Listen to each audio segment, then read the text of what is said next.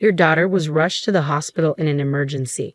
Both mother and child are in critical condition. I received an unexpected call from the OB/GYN who had been overseeing my pregnant daughter's checkups.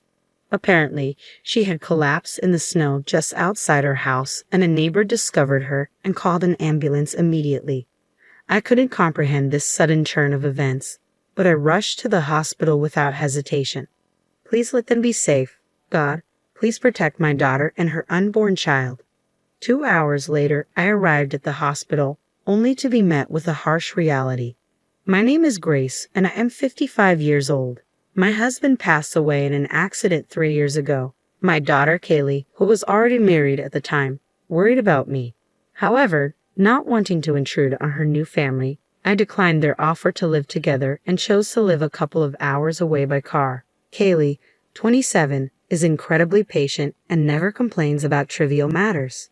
Whenever I called to check in, she always responded with a bright voice, "Everything's fine. I'm enjoying life." Her husband, Blake, is a brash person who has never shown me any respect since the day we first met. His self-centered tendencies often put his opinions before Kaylee's, even during their wedding preparations, leaving me to wonder if Kaylee was truly happy. However, I never anticipated this dire situation. Why was my pregnant daughter out in the snow? Please let her be safe. Upon arriving at the hospital, the neighbor who had called the ambulance was with me, providing details of what had happened. Just then, the doctor in charge approached. Your daughter is currently unconscious and in very critical condition. She was conscious when she arrived at the hospital and insisted that her husband not be contacted, giving us your phone number instead.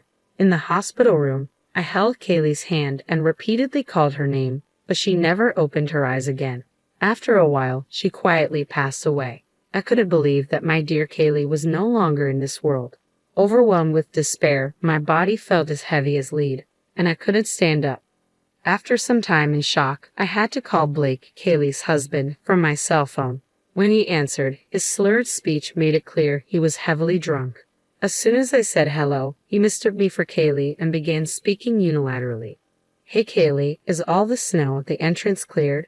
Once you're done, come pick me up in the car." "Blake, Kaylee has passed away." "Ha!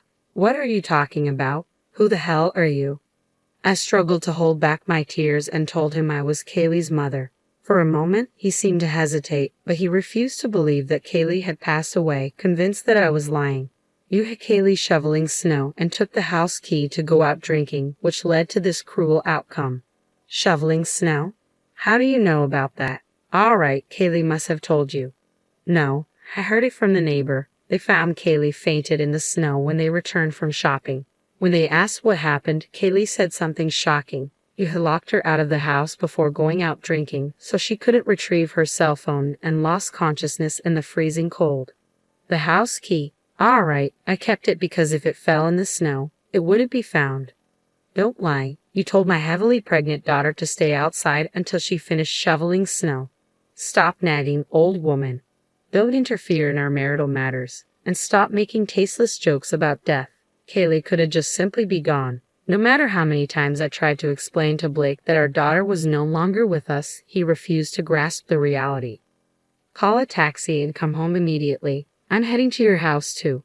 Let's talk face to face." "No way. You and Kaylee are planning to blame everything on me, aren't you?" "Oh, I feel sick.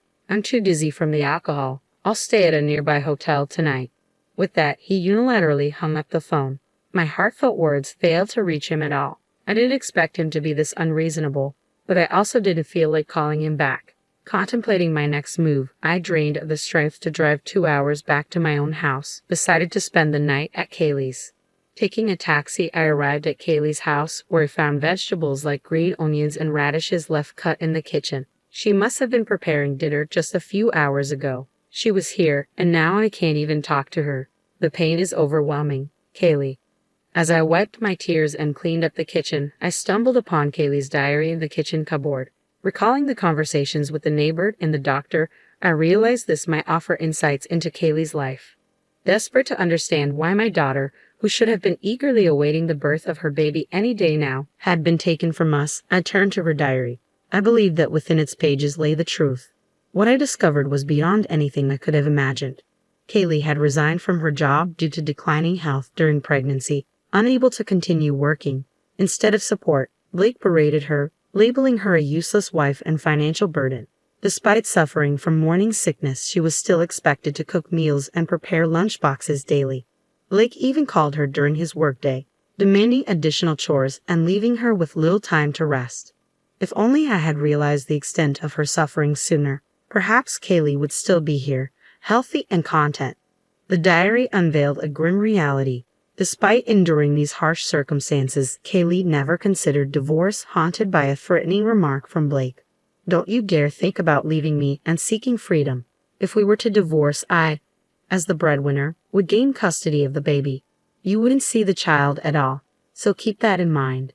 Exploiting Kaylee's fear of raising the child alone, Blake effectively bound her with invisible chains. After finishing the diary and vividly envisioning my daughter's anguish, my heart quivered with sorrow, tears flowing uncontrollably. I yearned to seek retribution against Blake. Until I've avenged Kaylee, I won't find peace. Yet the diary alone lacked the evidence to prove his responsibility for her demise. Despite my efforts, I unearthed no concrete proof that Blake had expelled my pregnant daughter into the snow. As dusk settled the following day, Kaylee's phone, left at home, received a call from Blake. "Hey Kaylee, stop playing dead. It won't work on me. Prepare my favorite dish tonight and wait for me at the entrance, kneeling. How many times do I have to tell you that my daughter is gone? If that's true, then show me the proof."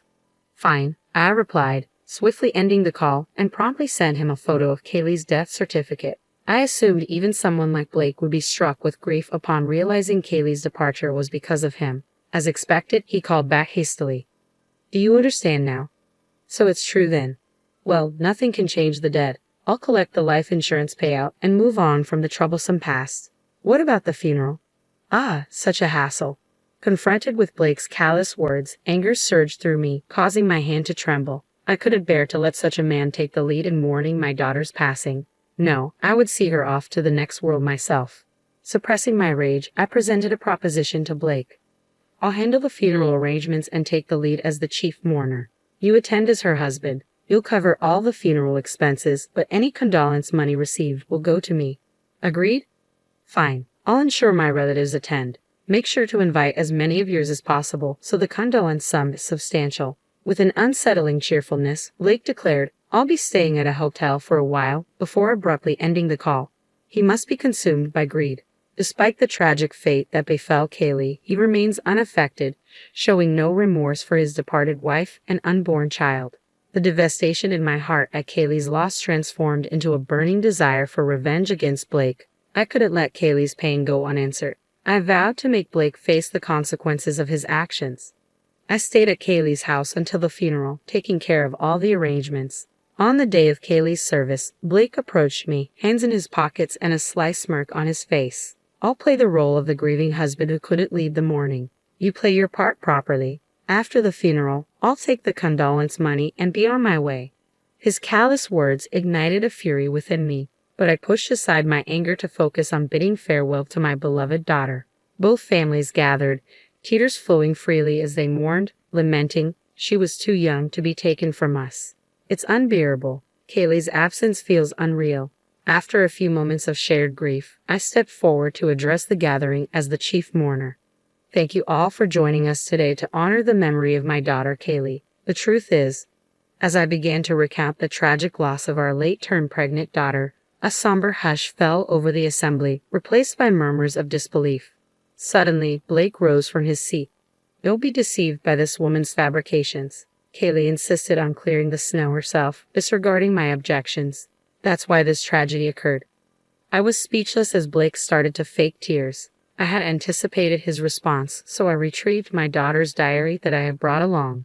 Here's an excerpt from the day before Kaylee's passing. Blake insisted I clean every corner of the house, but my belly was in pain, so I couldn't manage it today. He grew furious and tossed away our dinner just as I was about to eat. "I'm concerned if the baby isn't getting enough nutrition." "That's an exaggeration," he interjected hastily. "I merely tripped and accidentally knocked the food off the table." "She's painting me as the villain." "She's completely deluded," he interjected, but I brushed off his interruption and continued reading. "If we divorce, as I'm currently unemployed, I will be able to raise the child on my own. Blake told me, if you want to keep custody, you'll be my slave for life. Don't read things that aren't written there. You're causing everyone to misunderstand me. Despite his loud protests, his complexion was steadily paling, his expression betraying the truth. He began to advance towards me as if unable to contain himself, but some of our relatives intervened. Do you think you can get away with this? I'll call the police and have you arrested for defamation. Shouldn't you be the one facing the police? Don't overstep your bounds. Choose your words carefully. His true character was laid bare, no matter how hard he attempted to conceal it. Blake's piercing glare, directed at me, emanated pure villainy, evident to all who observed. Attendees sighed and murmured, "What a despicable man. The lowest of the low." Well, perhaps I overreacted a tad. Kaylee merely embellished our petty marital squabbles in her diary. Please trust me, he attempted to deflect, still under the illusion that he could talk his way out of the situation, oblivious to the seriousness of his actions. I reminded him that neglecting a pregnant woman and her unborn child, leaving them exposed to the elements, would result in severe consequences. You've got no proof. If you do, let's see it. He sneered down at me, chuckling as if he thought I was bluffing. We do have evidence. Before coming to the funeral home, I checked the dash cam footage from our neighbor's car. It captured everything. Ah, it's impressive how it's always recording, even when the engine's off. Well, I'm calling the police. As I presented him with the SD card from the dash cam, Blake clicked his tongue in frustration. Damn, I had already reached out not only to the neighbors but also to the doctor who had treated Kaylee, asking them to testify. I was mistaken. It's my fault. Let's settle this amicably. I'll give you half of the life insurance and condolence money, so please forgive me, Blake pleaded. Stop jesting. I lost my daughter, who meant more to me than my own life. Do you think you can resolve this with money? I hope you feel the same despair Kaylee felt out in the cold and harsh elements. I promptly dialed the police and relayed the entire situation. They agreed to hasten to the funeral home. Meanwhile, relatives present at the service kept a vigilant watch over Blake to prevent any attempt to flee. You'll be apprehended soon. You should seek forgiveness from Kaylee before then. Kaylee, I apologize. Please spare me from the afterlife, Blake muttered insincerely before turning to me and beginning to grovel pathetically. Mother-in-law, I'll apologize as many times as it takes. Please call the police back and explain it was all a mistake. Please, Blake pleaded desperately. I shook my head firmly, my gaze fixed on my daughter lying in the coffin. Kaylee was eagerly awaiting the arrival of her baby. I'll ensure justice is served for your wrongs. With a cold stare, I watched as Blake approached, his face paling and trembling as he sensed impending consequences. No, help me, Blake pleaded, panic overtaking him as tears streamed down his face, attempting to flee but restrained by his father and relatives. They held him tightly, rendering him unable to escape as the police arrived. He was swiftly escorted away in the back of a patrol car. His parents and relatives later bowed deeply to me and my daughter, offering repeated apologies. As I glanced at my daughter's serene face in the coffin, it seemed to wear a faint smile. At last, a burden weighing on her heart has been lifted. Kaylee, may you journey to the other world unburdened. The dash cam footage and testimonies provided undeniable evidence leading to Blake's incarceration. Confined within the cold, towering walls of prison, surrounded by daunting individuals, he now faces the consequences of his actions. Additionally, he lost his job, and with his parents and relatives severing ties, his future prospects look bleak. On another note, I never disclosed to Blake, as he never inquired, but Kaylee's baby was born safe and sound. I have chosen to raise the child as Kaylee designated me as the beneficiary of her life insurance. As the child grows, I intend to pass down everything. I'm grateful that at least Kaylee's grandchild is secure. Moving forward, I will shower double the love onto this child, my own and that of my departed daughter. 3.5